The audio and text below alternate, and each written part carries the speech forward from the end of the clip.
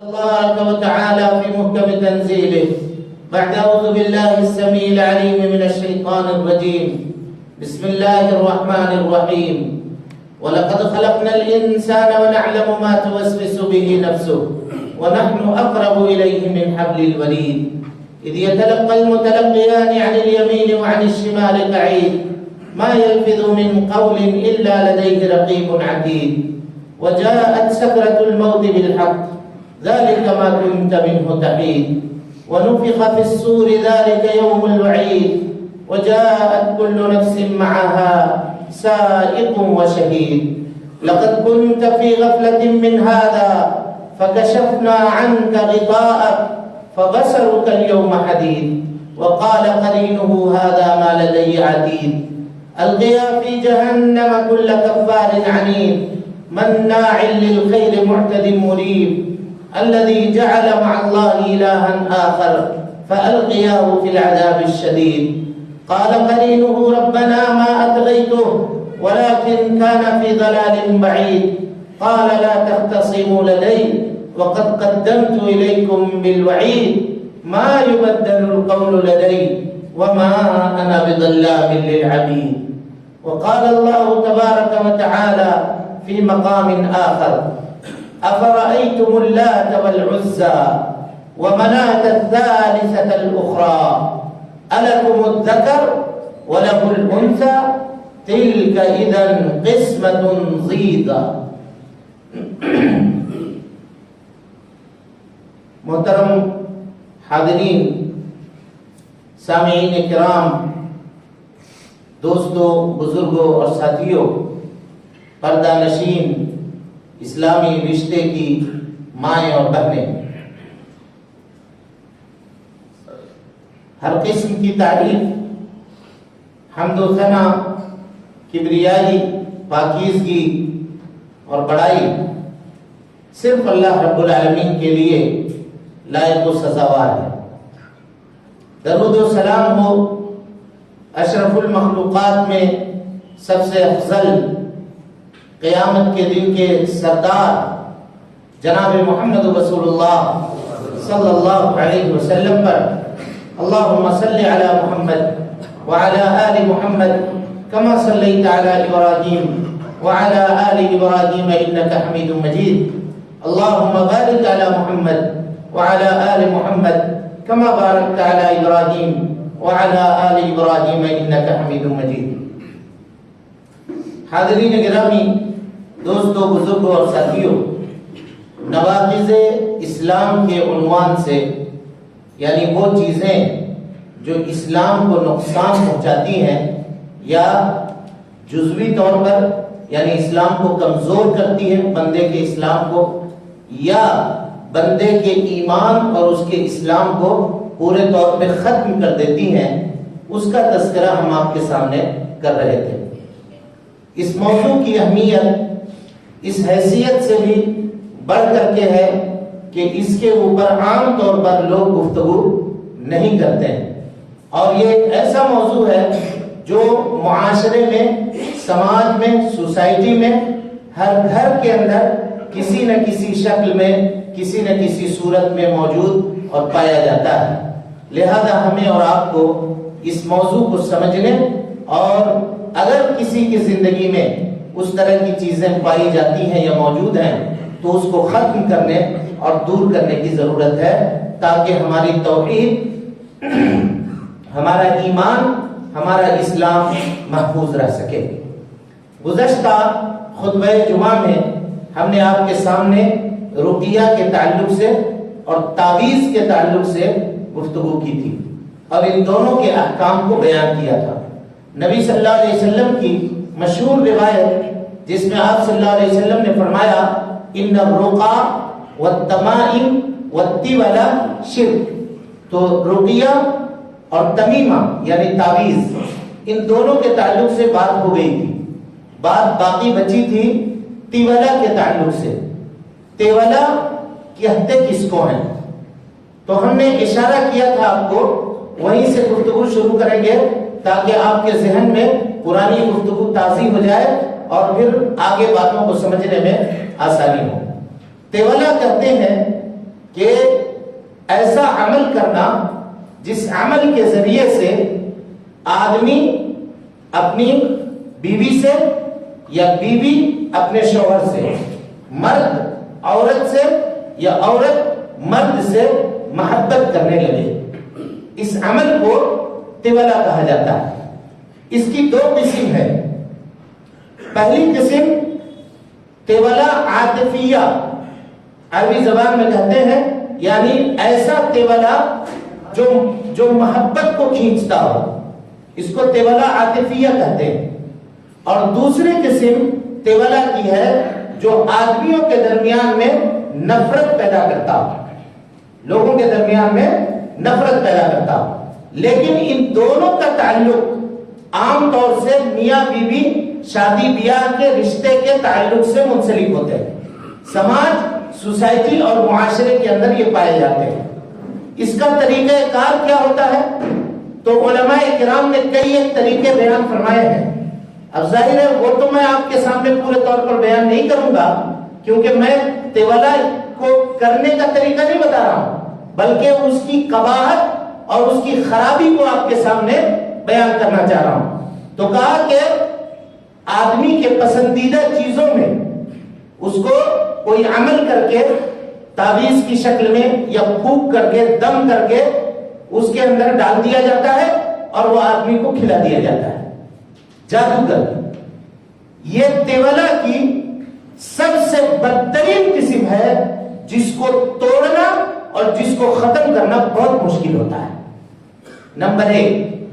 اور نمبر 2، دوسری قسم ہوتی ہے یا تو کسی کاغذ میں لکھ کر کے، یا اس کے پہنے ہوئے کپڑے میں، یا اس کے تکیہ میں، یا اس کے سر کے بال میں جادو کیا جاتا ہے، جس کے ذریعے سے یہ عمل محبت کا یا نفرت کا میاں بیوی کے درمیان، لڑکا لڑکی کے درمیان کیا جاتا ہے۔ یہ عمل، میرے بھائیوں، دوستوں، بزرگوں اور ساتھیوں، ایسا عمل کرنا اور کروانا شرک ہے، بلکہ علماء نے واضح طور پر لکھا ہے کہ کفر ہے۔ اگر کوئی آدمی کرتا ہے یہ عمل یا کرواتا ہے، یعنی ہم خود تو نہیں کر رہے ہیں، لیکن ہم پیسہ دے کر کے دوسرے سے، جادوگر سے، یا جو اس طرح کے عمل کرنے والے لوگ ہیں ان کو ہائر کر کے، ان کو پیسہ دے کر کے ہم یہ عمل کروا رہے ہیں، ایسا عمل کروانے والا آدمی چاہے 5 وقت کا نمازی کیوں نہ ہو، وہ دائرہ اسلام سے خارج ہے، اسلام میں اس کا کوئی حصہ نہیں ہے۔ دلیل حافظ ابن کثیر رحمت اللہ علیہ کہتے ہیں کہ یہ عمل بغیر جادو کے ممکن نہیں ہے، اور جادو بغیر شیطان کے مدد لیے ہوئے ممکن نہیں ہے۔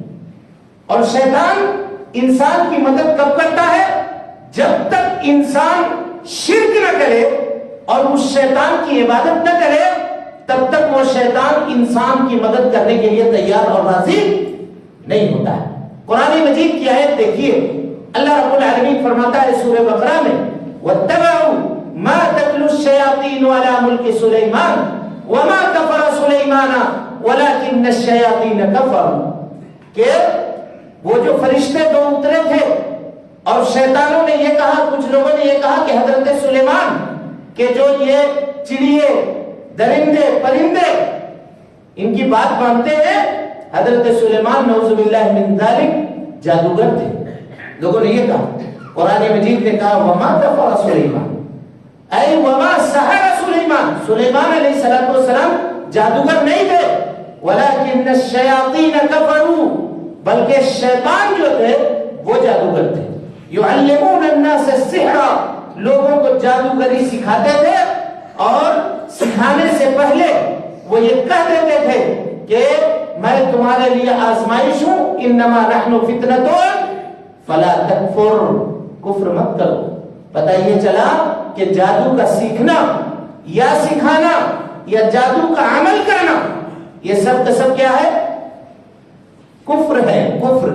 شرک تو شرک سے بھی گھناؤنا عمل کفر ہے۔ وہ آدمی دائرہ اسلام میں باقی ہی نہیں رہتا ہے، مسلمان کو باقی ہی نہیں رہتا ہے، ختم ہو جاتا ہے۔ یعنی اس میں اور کافر میں کوئی فرق نہیں. اور اس طرح کی چیزوں کی تصدیق کرنا، ان لوگوں کے پاس، یہ کرنے والے لوگوں کے پاس جانا.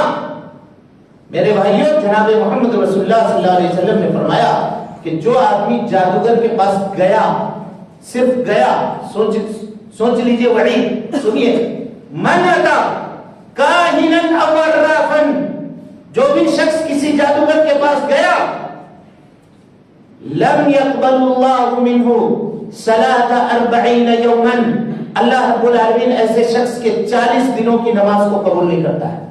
صرف جانے سے، عمل نہیں کیا، گیا صرف. یہ جو جادو کے تماشے اور کھیل دکھائے جاتے ہیں، یہ سب کے سب اس دائرے کے اندر داخل ہیں، چاہے آپ آنکھ سے شو بیٹھ کر کے لائیو دیکھیں یا ٹیلی ویژن کے اوپر دیکھیں. آج کل میوزک شو ٹیلی ویژن کے اوپر بھی چلتا ہے، موبائل کے اوپر بھی چلتا ہے، واٹس ایپ کے اوپر بھی میوزک کا معاملہ چلتا ہے. دیکھنے والے لوگ یہ جان لیں، جناب محمد رسول اللہ صلی اللہ علیہ وسلم نے فرمایا، من اتا کاہنا و عرافا لم يقبل اللہ منہ صلاۃ 40 یوما، اللہ رب العالمین ایسے شخص کے 40 وقت کے 40 دنوں کی نماز کو قبول نہیں کرتا ہے. اور فرمایا من اتا کاہنا او عرافا، جو بھی کوئی شخص کسی جادوگر کے پاس گیا یا کاہن اور نجومی کے پاس گیا، وصدقہ بما یقول، اور وہ جادوگر جو کہہ رہا ہے اس کی تصدیق اس نے کر دی، سچ مان لیا کہ ہاں صحیح ہے. لوگ کہتے ہیں نا ایسا ہے، تمہارے یہاں جھگڑا چل رہا ہے، فلانے کے پاس چلے جاؤ، اس مزار میں چلے جاؤ، اس بابا کے پاس چلے جاؤ، وہ تعویذ لکھ کر کے دے گے، اس سے عمل کروا لو، دیکھنا دونوں میں محبت ہو جائے گی. بیٹا بات نہیں مان رہا ہے، یا بہو تمہاری پتور نافرمان ہو گئی ہے، یہ کرو، اس سے فلاں لکھوا کر کے لا کر کے یہ کام کروا لو، تمہارا معاملہ حل ہو جائے گا. اگر یہ تصدیق کیا اس نے، تو نبی صلی اللہ علیہ وسلم نے فرمایا فقد کفر بما انزل علی محمد صلی اللہ علیہ وسلم، اس شخص نے جناب محمد رسول اللہ صلی اللہ علیہ وسلم کے اوپر نازل ہونے والے شریعت کا انکار کر دیا، کفر کر دیا، کافر ہو گیا. سمجھ میں آ رہی بات؟ یہ معاملہ کتنا نازک ہے اس کا اندازہ آپ لگائیے. اور ہمارے اور آپ کے سماج اور سوسائٹی میں کسی نہ کسی طریقے سے یہ چیز موجود ہے. چنانچہ میرے بھائیوں، تعویذ کے اندر تو تفصیل تھی کہ کچھ چیزیں شرک اصغر ہیں، کچھ شرک اکبر ہیں اور کچھ چیزیں حرام ہیں، لیکن یہاں کوئی تفصیل نہیں ہے. جو بھی کوئی شخص تیولا کرواتا ہے میاں بیوی کے درمیان تفریق ڈالنے کے لیے یا میاں بیوی کے درمیان محبت پیدا کرنے کے لیے، وہ جناب محمد رسول اللہ صلی اللہ علیہ وسلم کی شریعت کا انکار کرتا ہے. اب دیکھیے ان تمام چیزوں کا حل کیا ہے؟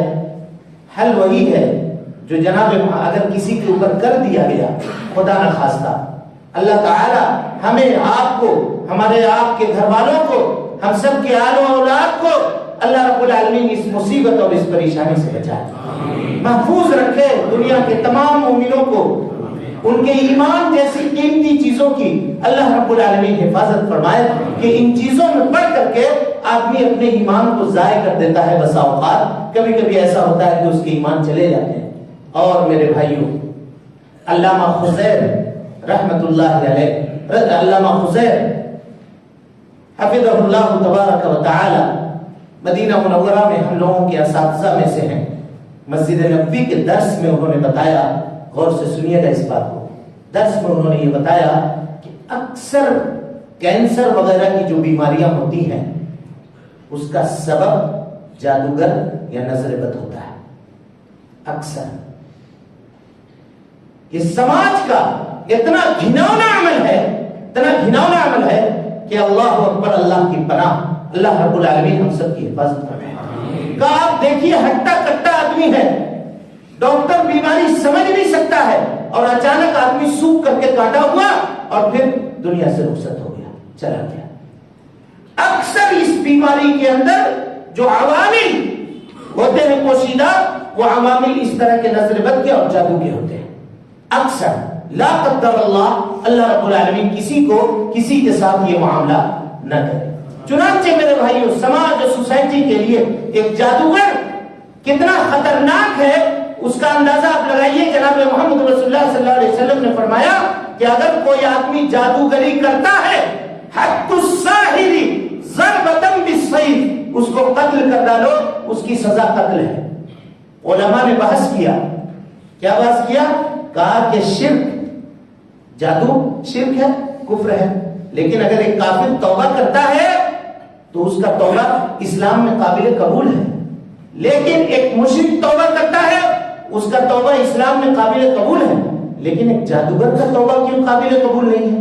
اگر جادوگر آیا اور اس نے اگر توبہ بھی کی ہے، اگر یہ کہے کہ میں آج کے بعد سے توبہ کرتا ہوں کبھی جادوگری نہیں کروں گا، تب بھی اسلام نے کہا کہ نہیں، اس کو قتل کر دو. کیوں قتل کر دو؟ اس لیے کہ توبہ کرنے سے اس کا علم ختم نہیں ہوگا، وہ علم باقی رہے گا. کل چل کر کے پھر کسی سے دشمنی ہوگی، کل چل کر کے پھر وہ کسی سے ناراض ہوگا تو پھر جادو کرے گا. ایسے گھناؤنے شخص کے وجود سے دین اسلام نے معاشرے اور سماج کو پاک کرنے کا حکم دیا. کہا اس کو مٹا، اس کے وجود کو ختم کر دو. تو اس کا یہ مطلب نہیں ہے کہ میں آپ سے یہ کہہ رہا ہوں کہ جس کے اوپر آپ کو شک ہو اس کو آپ قتل کر دیجئے، ہرگز نہیں، نعوذ باللہ من ذالک. اس سے کوئی آپ نے یہ نہ سمجھے. اسلامی حکومت ہوگی، اس کے عدالت میں اس کے اوپر کیس چلے گا، سنوائی ہوگی، قاضی فیصلہ کرے گا، تب جا کر کے کسی کو انڈیویجولی طور پر قانون کو ہاتھ میں لینے کا حق نہیں ہے، نہ تو یہاں اور نہ کہیں اور، کسی بھی جگہ پر نہیں. یہ بات بالکل کلیئر اور واضح ہونا چاہیے. جناب محمد رسول اللہ صلی اللہ علیہ وسلم کی ذات مبارکہ پر بھی لبید ابن عاصم نامی جادوگر نے جادو کیا.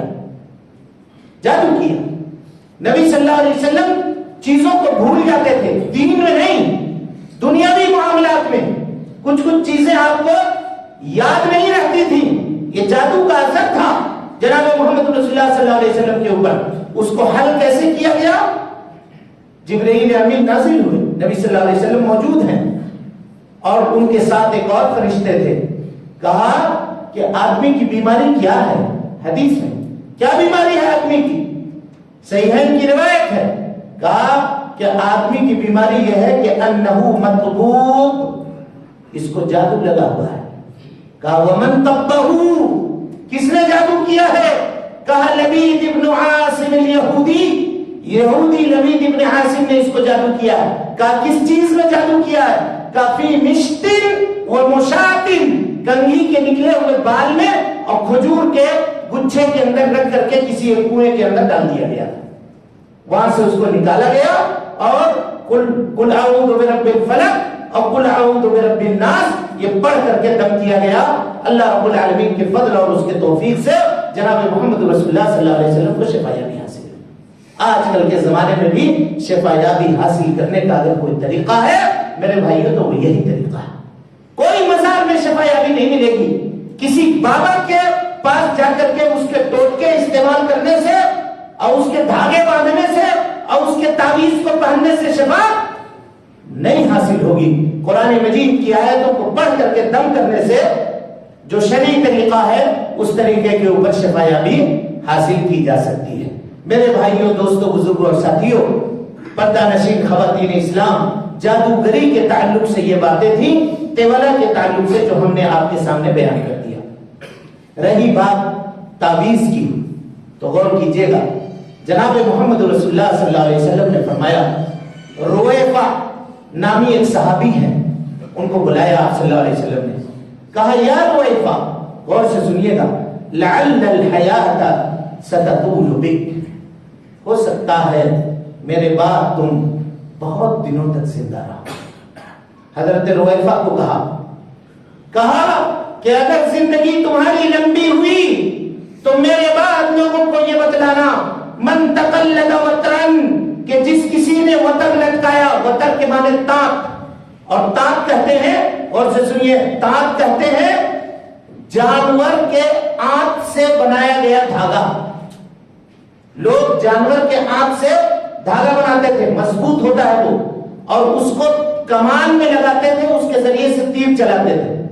جب یہ تیر پرانا ہو جاتا تھا تو اس کو کھول کر کے بچوں کے گردن پر یا جانوروں کے گردن کے اوپر لٹکاتے تھے، اس کو وتر کہا جاتا تھا، نظر بد سے بچنے کے لیے۔ آج بھی یہ عمل ہے یا نہیں ہے؟ دیکھیے کنیکشن کتنا ہے اس وقت کے مشرکین کا اور آج کے مشرکین کا۔ گھوڑے کا نال پرانا ہو جانے کے بعد گھوڑے کا نال نکال کر کے چھوٹے بچے کو پہناتے ہیں نہیں پہناتے ہیں؟ نظر بد سے بچنے کے لیے۔ عورتیں اس کو پہنتی ہیں نہیں پہنتی ہیں؟ نظر بد سے اپنے آپ کو محفوظ کرنے کے لیے۔ یہ اس زمانے سے چلا آ رہا ہے جو آج کل کے زمانے میں بھی اس کی کچھ نہ کچھ چیزیں موجود ہیں۔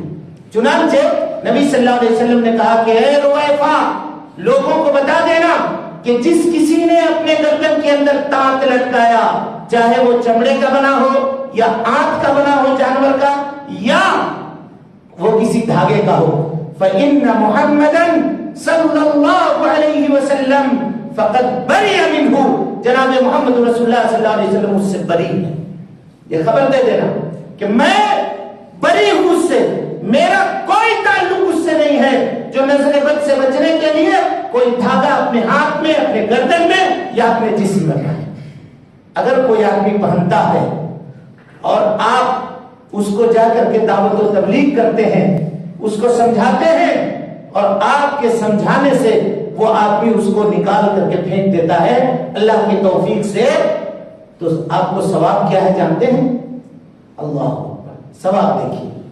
فرمایا حضرت سعید ابن جبیر نے کہ جو بھی کوئی شخص من قطع تمیمۃ من انسان، جس کسی شخص نے کسی انسان سے یا کسی جانور سے تمیمہ کو کاٹ دیا، تعویذ کو کاٹ کر کے الگ کر دیا، چاہے وہ خود کاٹے یا وہ اس کو سمجھائے اور اس کے سمجھانے کی وجہ سے وہ تعویذ نکال کر کے پھینک دے، تو اللہ رب العالمین اس کو ایک گردن آزاد کرنے کا ثواب دیتا ہے، ایک غلام آزاد کرنے کا ثواب دیتا ہے۔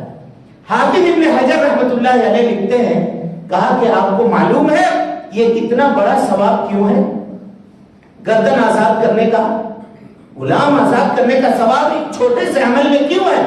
کہا وہ مشرک غلام ہوتا ہے اور وہ مشرک دنیا کے اندر بھی غلامی کی زندگی گزارتا ہے، مرنے کے بعد بھی وہ جہنم میں جائے گا۔ آپ نے اس کو شرک سے آزاد کر دیا، گویا آپ نے اس کی گردن کو جہنم سے آزاد کر دیا۔ اس کے بدلے میں اللہ رب العالمین آپ کو ایک غلام آزاد کرنے کا ثواب دیتا ہے۔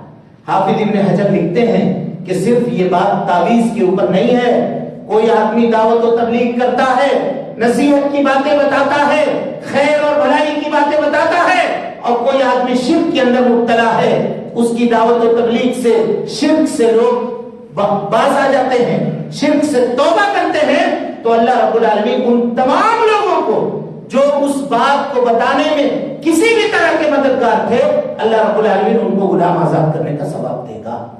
صرف تعویذ کاٹ کے پھینکنے کا عمل نہیں ہے۔ کوئی بھی آدمی، کوئی مشرک ہے، شرک کر رہا ہے، اگر آپ اس کو شرک سے بچا لیتے ہیں، ایمان کے میں داخل کر دیتے ہیں اللہ کے فضل اور اس کے توفیق سے، تو اللہ رب العالمین یہ غلام آزاد کرنے کا ثواب آپ کو عطا کرے گا۔ یہ کتنی بڑی فضیلت کی بات ہے، اس کا اندازہ ہم اور آپ لگا سکتے ہیں۔ یہاں سے تعویذ گنڈے کا اور رقیہ شریعہ کا، یتے والا جادوگری کا چیپٹر کلوز ہوا۔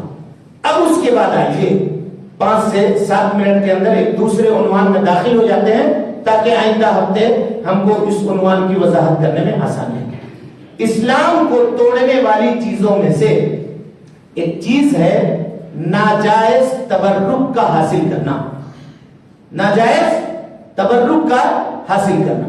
یہ بھی سماج اور سوسائٹی میں کسی نہ کسی طریقے سے رائج ہے۔ کیسے رائج ہے؟ دیکھیے، سنیچر کا دن میرے لیے شبھ ہے، یہ نمبر میرے لیے لکی ہے، یہ کلر ہمارے لیے گڈ لک کی نشانی ہے۔ کہتے نہیں کہتے؟ یہ دن شبھ ہے، یہ دن اشبھ ہے، ادھر چہرہ کرو تو شبھ ہے، گھر کا دروازہ ادھر رکھو تو شبھ ہے، ادھر رکھو تو اشبھ ہے، گھر میں ادھر داخل ہو تو شبھ ہے، اندر میں بستر اس طرح سے بچھاؤ، پلنگ ایسے لگاؤ تو شبھ ہے۔ واستو جس کو کہا جاتا ہے، عام طور پہ کیا مسلم کیا غیر مسلم سب اس کے اندر داخل ہے۔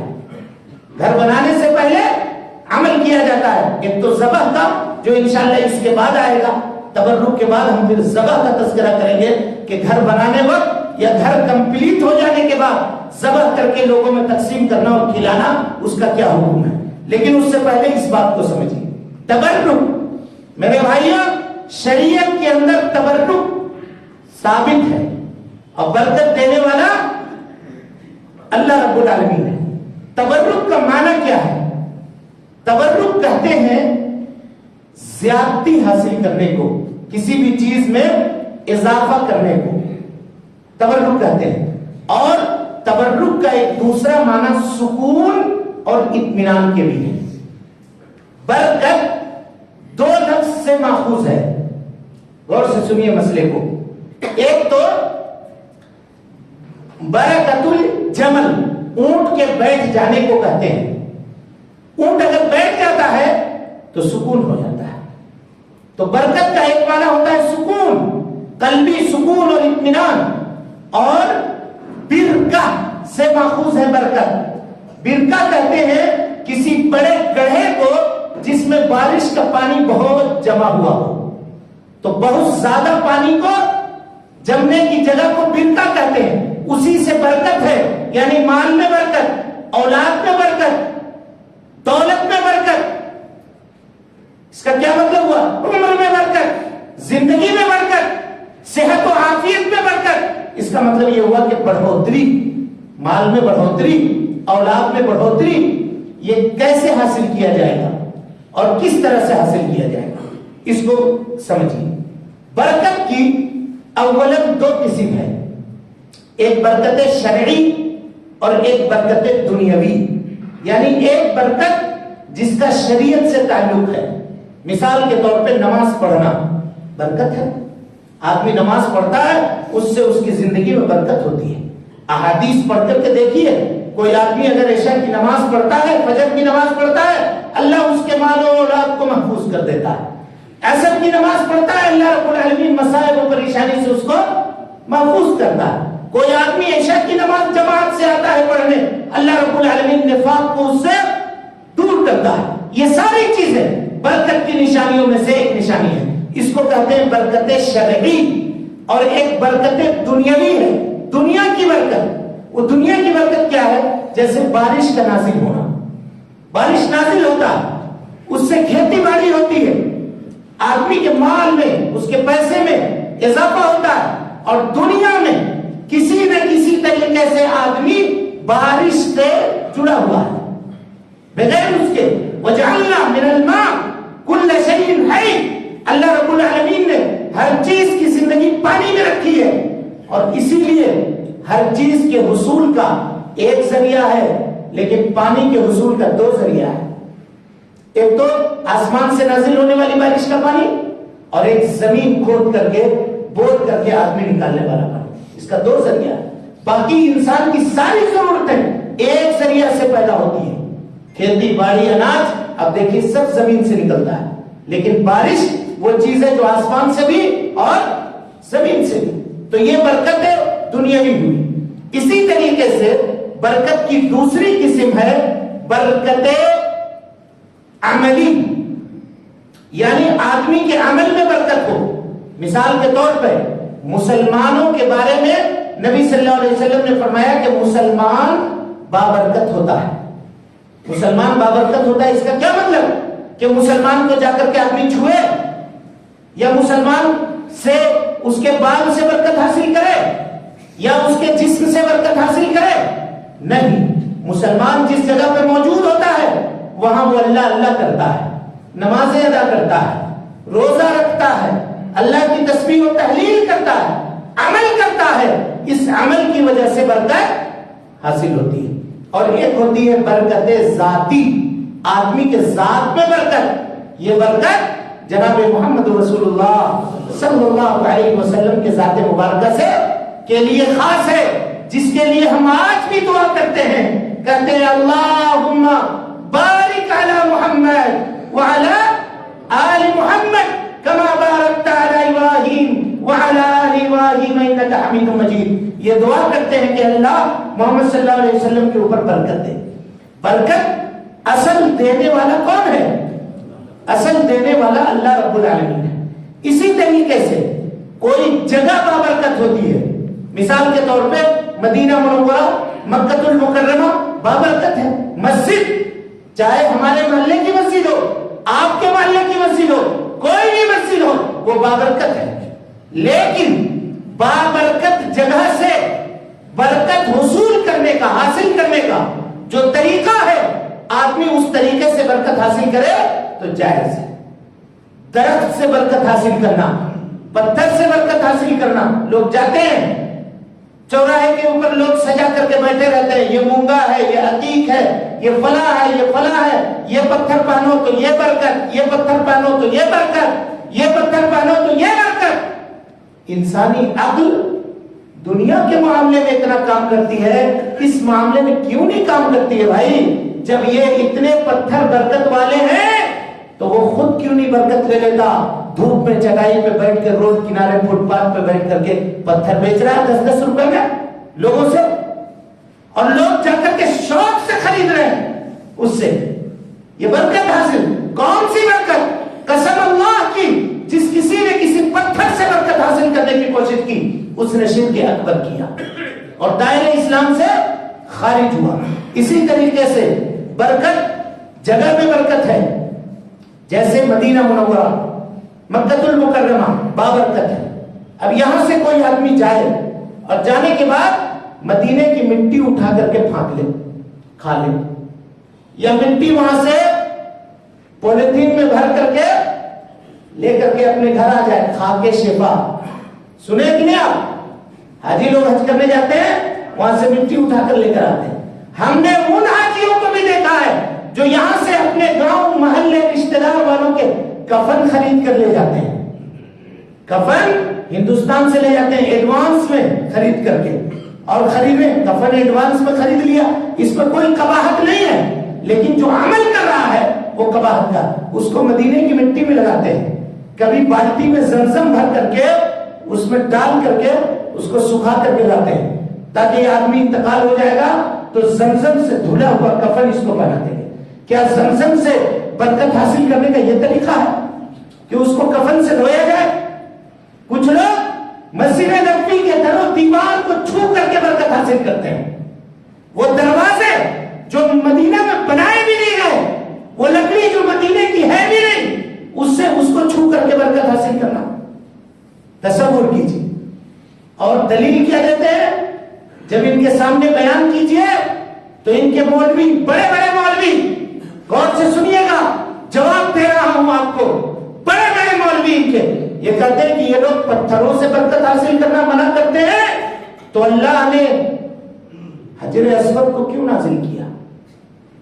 وہ بھی تو پتھر ہے، اس کو بھی تو چوما جاتا ہے، تو ہم اگر حقیق پتھر لگا کر کے چومتے ہیں تو کیا ہے؟ اور اگر ہم منع کرتے ہیں، یعنی ہم جیسے لوگ، تو ہم کو کہتے ہیں کہ یہ وہابی ہے، وہابی ہے، اس کی بات مت مانو۔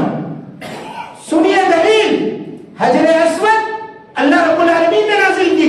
حضرت عمر بن خطاب رضی اللہ تعالی عنہ جب حجر اسود کے پاس پہنچے تو کہا اپنے کھڑے ہو کر کے، لوگ حاجی جمع ہیں، کہا قسم اللہ کی میں جانتا ہوں کہ تو ایک پتھر ہے، لا تضر ولا تنفع، نہ تو فائدہ پہنچا سکتی ہے اور نہ تو نقصان پہنچا سکتی ہے۔